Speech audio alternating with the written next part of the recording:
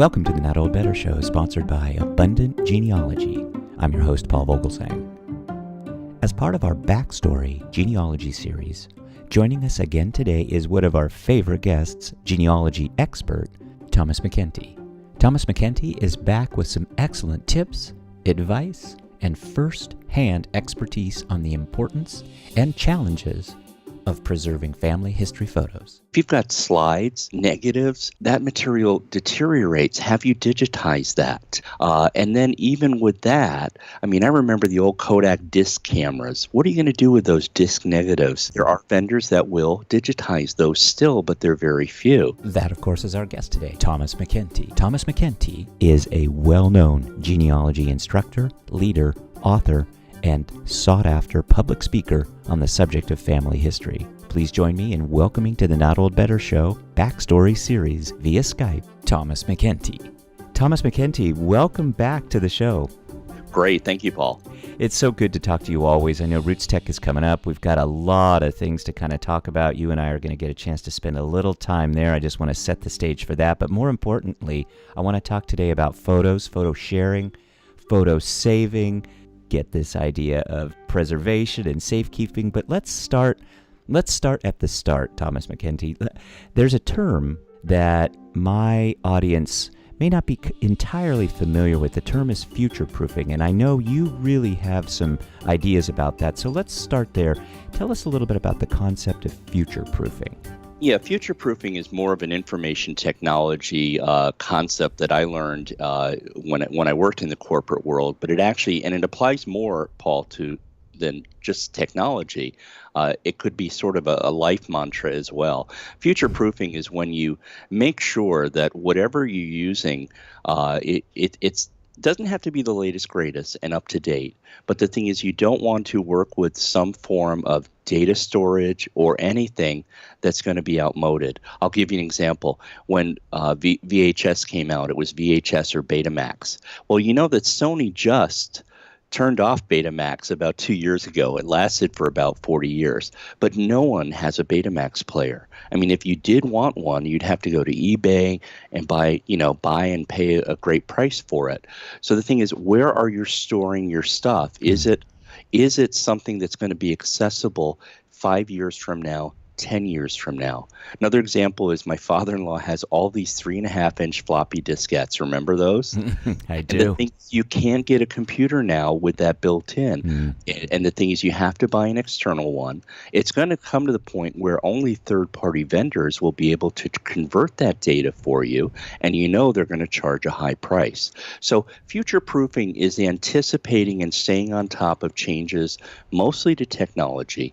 And again, like I said, I'm not the latest, greatest. I am a .1 guy. I don't know if you know what that means. You know how you buy like a version 8.0 of the newest software? Never buy the 0.0. Always buy the 0.1. Let someone else be a bug fixer for that company. You'll never see me out in front of the Apple Store waiting for the new iPhone. I always have one model back because A, it's cheaper, and the bugs have been fixed. So that's what I mean by future-proofing. So if you've got, we're going to talk a little bit more in detail. If you've got slides, negatives, that material deteriorates. Have you digitized that? And then even with that, I remember the old Kodak disc cameras. What are you going to do with those disc negatives? There are vendors that will digitize those still, but they're very few. The thing is, the more you put this off, the more difficult it's going to be to get access to that data, and it's going to be more expensive. That's what future-proofing is all about. Good. And this is why we really need to talk to you, Thomas MacEntee, because this idea of future-proofing, this concept of how to address it from a life perspective, applies to many of us who still have some of those 3.5-inch floppy disks. And we need to know, what about the photos that we want to preserve from a standpoint of safekeeping? Tell us now a little bit about the new and developing technology that isn't necessarily version 8, as you suggest, but still has some of those bugs worked out so that we can get past it and really make use of it. Right. I think what we do is we start first with two approaches. Are you a DIY person, which is do it yourself? Do you feel comfortable scanning or digitizing or doing all of this yourself? Or B, do you want to work with a third-party vendor and send it out? Now, there's some problems with sending it out. I'm not always comfortable putting my home movies in a box, like a legacy box, and sending it off in the mail. What if something happens to it? Mm-hmm. This is why a lot of people are willing to buy pieces of technology, gadgets, and do it themselves. So you have to make that decision. Also, if you're not comfortable with the technology, you might want to send it out. There are also local places too. You could go and if you have Walmart, if you have Costco, a lot of these have photo centers. So that's your first decision, Paul. And then the thing is, if you do feel comfortable, the technology is not that difficult really, but there are many different ways out there to do. The thing is, here are the basics. You need a good flatbed scanner. Those are only $50 on Amazon. It's amazing. And by the way, not a plug for Amazon, but I'm a big Amazon supporter because they have a great liberal return policy. Be careful of some vendors. They charge a restocking fee, if you return something. So always read the terms of service before you buy something, especially a piece of technology. But with Amazon, if it's over $35, it's free shipping. And, so you can get a scanner for under $50, a good scanner that will scan at a higher resolution. There's also something called the FlipPal mobile scanner. Now, this is a neat, I call it a toy. I've had it for about 5 years. It's small, it's lightweight, it runs on batteries. Or here's even better, Paul, I can take it to a relative's house. And this is important because my relatives don't want to give me the photos. They don't feel comfortable with me taking them away. So we sit there and have a cup of tea or coffee, and we just sit there and have a scan session that afternoon. And you know what happens? Stories come out. As you do, you have to be prepared for this. That's when I started this with relatives, I wasn't prepared. So often I'll have the audio recorder on while we're scanning. In a way, it's sort of like doing an interview because memories come back. I mean, photos are real touchstones in terms of, family memories. So the FlipPal is great. It also will scan larger images. I had a client where we scanned a queen-size quilt, and you scanned it in pieces. Well, the quilt had names and dates sewn in. It was basically a genealogy quilt. So, and this person was not willing to send the quilt out. It was an heirloom. So we scanned it in 82 parts, and the software stitches it together. And then we went to FedEx office and had them do a 4x5 foot print, and it sits in this woman's office now. Wow. So the technology is amazing. It's accessible. If you have a smartphone, there are a few programs as well. One that I like is called Cam Scanner. And by the way, I'll have these resources available at my site, Abundant Genealogy, for people to access. But Cam Scanner is you can use your phone not only to scan photos, but guess what? You can also digitize documents. So it's really, it's really great. And then what we need to get to, Paul, of course, is data storage. Data storage and backup. If you're going to put the effort into digitizing all of this, then what good is it if you haven't made preparations for backup or for good storage? And that comes down to an external hard drive. Those are down as low as $49 for 1 terabyte right now. Wow. You can use a cloud program like Dropbox or Box. There are many different ways, but also I'm a big fan of the 3-2-1 program for backing up. Have you ever heard of that? No, tell us what that is. 3-2-1 is this. You want to have at least 3 backups. You don't want to put all your eggs in one basket. I had a friend backed up to the laptop, and guess what? The laptop died, so the laptop's gone and the backup's gone. That's not smart. So 3 different backups. You want 2 different media, meaning if you're going to do an external hard drive, you also want to have it in the cloud because hard drives fail. And then number 1 is you always want to have one of those backups off-site. This could be in a cloud program, or it could be on a flash drive that maybe you put in a fire safe or a safety deposit box. Again, we have a lot of people backing up maybe to flash drive. they leave it right next to their computer that floods in the basement. So you're losing the computer and the backup. So 321 is really the basic formula that many companies even use. But from a personal archiving standpoint, you always want to have more than one backup.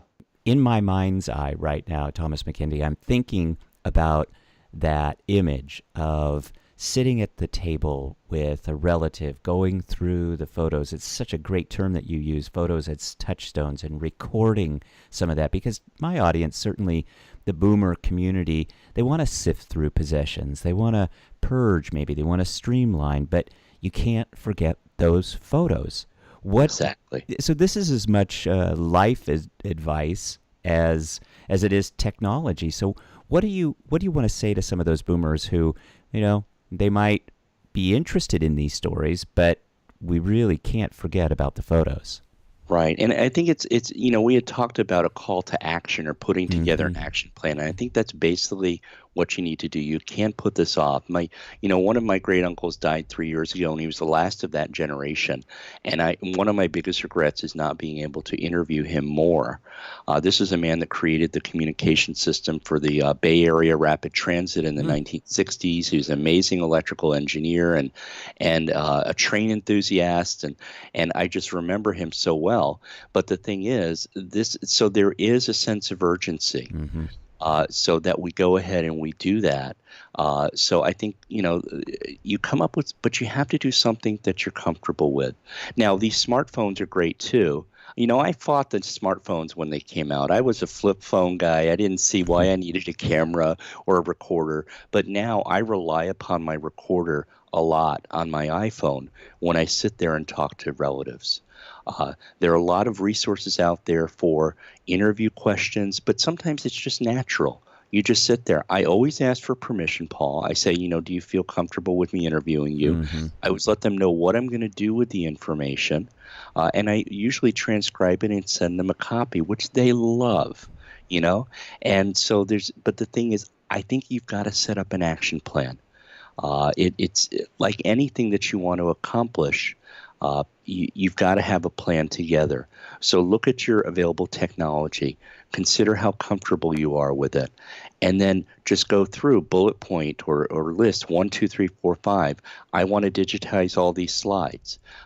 There's a device out there called the Jumble, Jumbl, which is great, and it just scans slides. You can scan all these slides, put them on your computer. And so then you decide, and part of it is, you talked about sorting and purging and sifting through, is you do have to take inventory of what you have. Mm-hmm.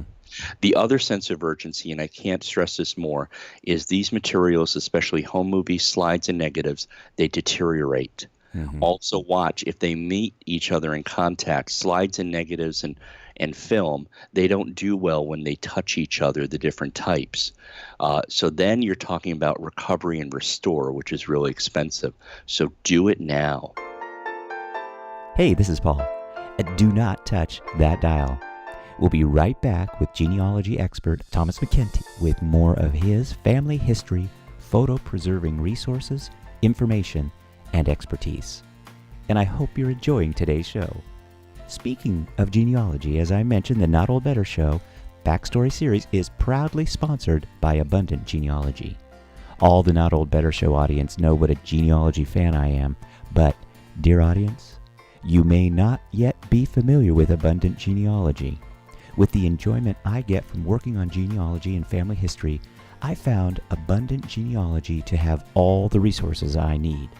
Not only can you just plain save money at Abundant Genealogy with DNA Bargains, technology resources, the latest in genealogy-related technology and books, articles, and so much more, Abundant Genealogy is the ideal umbrella site that brings together all the things you need to know in order to discover more about your family history. Plus, if you're like me, you can check out the 15 Habits of Highly Frugal Genealogists by Thomas MacEntee and save even more as you pursue the hunt for your roots. That's abundantgenealogy.com. Check out abundantgenealogy.com for more details and mention that you want to support the Not Old Better Show. Thanks. More good advice from Thomas MacEntee joining us today via Skype. Thomas MacEntee, this advice that you are giving us, certainly it's very relevant to the baby boomer generation. Some of us, some in my audience, certainly have been bit by the genealogy bug. And maybe we want to instill in kind of some of the younger generations a sense of urgency for family history. Tell us a little bit about what advice you're giving to younger generations about getting excited about this subject of family search and preserving photos and just getting involved with it. Yeah, in the past few years, it's been kind of difficult to bring in the younger generation, but there are some ways of doing it. This is what I found. I mean, genealogy as a demographic tends to skew older, 55 and over. 80% of us are females in the genealogy field. So the thing is, this is what I found that is really, this is when what I consider the younger generation enters into family history and genealogy. Is for women, it's usually the first child. There's something about having the first baby and, talking to parents about what it was like when I was born and before I was born, et cetera. So we're seeing an uptick there for women. And so that's also, and in general, you look at life events. Weddings are a perfect time. Pull out the old photo albums. My in-laws just had their 60th anniversary. And so that's great. For men, you know what? It's the military ancestor that really brings them in.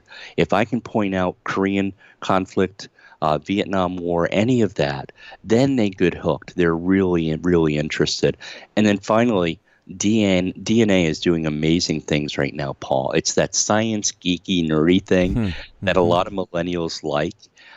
They like the mashup of data, so ethnicity maps, anything like that. And speaking of mashups, Google Maps, there are things that are going on with Google Maps. There's a site called What Was There. Have you ever seen that? No. It's called whatwasthere.com. It's out of Ann Arbor. What is happening is they work with Google Street Maps. Now, you know Google Maps. You probably use them for directions, right? Absolutely. That's what they do. Well, what people are doing is they're taking old photos, uploading them to What Was There, and then they're laying them over the current Google Map location, and you can run a fade bar, and you can fade it from present to past.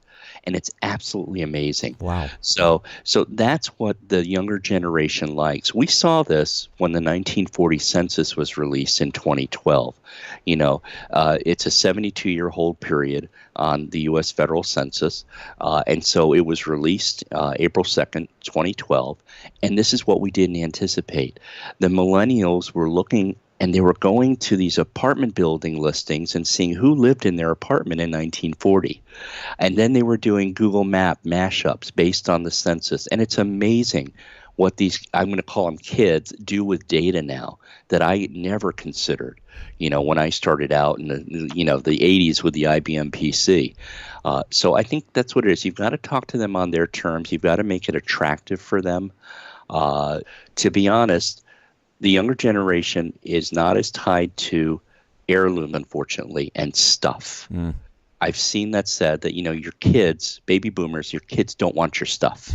They're not interested. So maybe you need to cultivate that interest and you need to tell them why this is important. And so we're seeing a lot of that as well. That's why when I go to eBay, I see all these photos, family photos up for sale, or I go to flea markets and I'm wondering, why isn't someone keeping this heirloom? I mean, I'm sitting on my third great-grandmother's wedding silver from 1857, hand-forged in upstate New York. I could never consider not keeping that. But right now, my challenge, Paul, is who's going to take this after I leave? Who's going to be the flame keeper, that family memory, because not only is it an heirloom, there's a story behind it. Yeah. Finding this mismatch. People are preserving things, and they're not preserving the story behind it. Fascinating. Good stuff. Thomas MacEntee from Abundant Genealogy. Thomas, we know how busy you are. We know you're on your way to Roots Tech in several days. We're going to meet up with you there. We're going to tell more of these kinds of stories so that we can understand better all the resources that you provide at Abundant Genealogy, but all these wonderful tips and tricks that you have and just this great advice. Thomas MacEntee, thanks again for joining us today. Thank you. My thanks to our guest today, Thomas MacEntee, who operates the Abundant Genealogy website with excellent resources, speaking engagements where you can hear and see Thomas live, books, and much more. Please check it out at abundantgenealogy.com. As usual, we'll post links to everything Thomas has talked about, and also as usual, my thanks to you, the listeners, for joining me today. Your time is valuable, and I'm grateful you're spending some of it with me. I'm always interested in feedback, and you can leave that at iTunes, Google Play, or send me email at info@notold-better.com. Check out our next show, another great one as we talk about better. The Not Old Better Show. Thanks, everybody.